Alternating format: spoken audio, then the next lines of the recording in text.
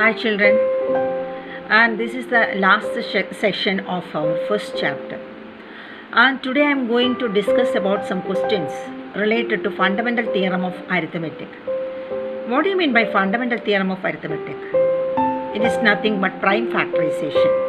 What is prime factorization? Prime factorization means every composite number can be factorized as the product of prime numbers. That means every composite number we can be written in the form of primes in a unique way. And see the questions displayed on the screen. Show that 12 raised to n cannot end with a digit 0 or 5 or any natural number n. This is a 4 marks question recently asked in 2019. And check it how to do this type of questions. This is related to fundamental theorem of arithmetic. So, if any natural number ends with 0, surely it will be a multiple of 2 or 5 or both 2 and 5. That means its prime factorization contains either 2 only, 5 only or both. Now factorize the given number. 12 whole raised to n is equal to 2 into 2 into 3 whole raised to n. It is very clear that its prime factorization contains not only 2 or 5 or both. It contains an additional prime factor, that is 3. So it does not end with 0. And what is the second part of the question? Second part of the question says if it ends with 5. So any natural number ends with 5. It is a multiple of 5. That is, its prime factorization contains a single prime number 5. But again, in 12 raised to whole raised to n, there is no 5 in the prime factorization, so it does not end with 5 also.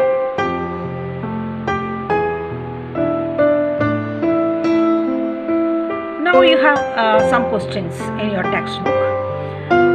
The question is 6 raised to n. It cannot end with any natural number. It does not end with 0 for any natural number. Similarly, 4 raised to n cannot end with 0 for any natural number. And all of you please try these questions and submit. And the next is predicting number of decimal without actual division. So if you get a fractional number, if it is big or small, you have to tell the decimal, how many decimals occurs in that decimal number. So how to predict such decimals numbers without actual division? And see the examples. 1 by 5 that is equal to 0.2. 2 by 8 that is same as 1 by 4 is equal to 0.25. 1 by 20 is equal to 0.05. And look at this example. What do you understand by this? If the denominators, again, if the denominators are the factors or the product of 5 or 2 or both, those decimals will terminate, and these decimals are called terminating decimals that you have learnt in 9th classes. And the same principle we are using here. So 1 by 5 is equal to 0.2, only 5 as the prime factor.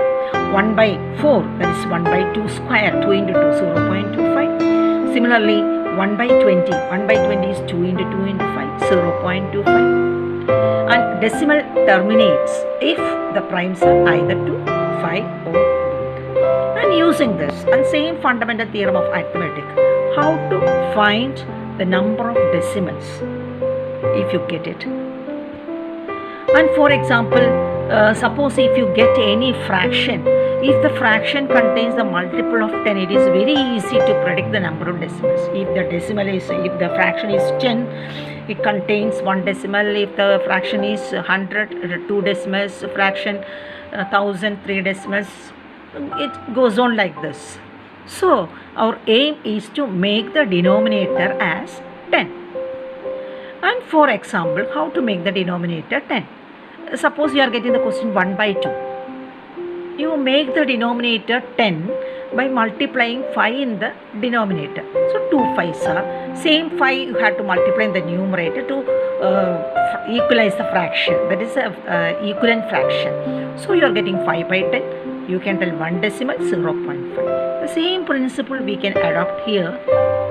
See one example, 14,588 by 625. And the first step is you have to factorize the denominator 625. That is same as 5 raised to 4. Now make it in the form of a multiple of 10. So already 5 is there, then you have to multiply 2 in the denominator. But here you have to consider the exponent also. The given exponent of 5 is equal to 4. So you have to multiply 2 with the same exponent 4. So 5 raised to 4 into 2 raised to 4. So what we want to do the next step, 2 raised to 4 you have to multiply the numerator also. So see the equation, 14,588 into 2 raised to 4 divided by 5 raised to 4 into 2 raised to 4. So here the exponents are same. So using the property of exponent, a raised to m into b raised to m, that is same as a into b whole raised to m. So here also we can combine 5 into 2 whole raised to 4. So you are getting 10 raised to 4. So what is the answer? It occupies 4 decimals. 4 decimals are there in this number. Now look at the next example, 17 by 8.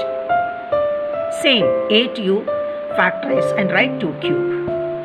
Again 2 cube is there, 2 is there. You have to multiply 5 to get 10. See the exponent of that 2, 3. Exponent is 3. So you have to multiply with 5 cube. So same number you multiply in the numerator also. So 17 into 5 cube divided by 2 cube into 5 cube, that equal to 17 into 5 cube. Using the property of exponent, 2 into 5 whole cube. So this decimal exists 3 decimals. Now the next example, 7 by 80. 80 you factorize, you are getting 2 into 2 into 2 into 2 into 5. That is 16 5s are. That is 2 raised to 4 into 5. So 2 raised to 4, already one 5 is there. But what is the exponent of 2? That is a 4. Already one 5 is there. Then you have to multiply remaining 5, that is 5 cube. So multiply 5 cube in the numerator also. So 7 into 5 cube divided by 2 raised to 4 into 5 raised to 1 into 5 raised to 3. You are getting 5 raised to 4. Again combine 2 and 5. 2 into 5 whole raised to 4. So 7 into 5 cube divided by 10 raised to 4.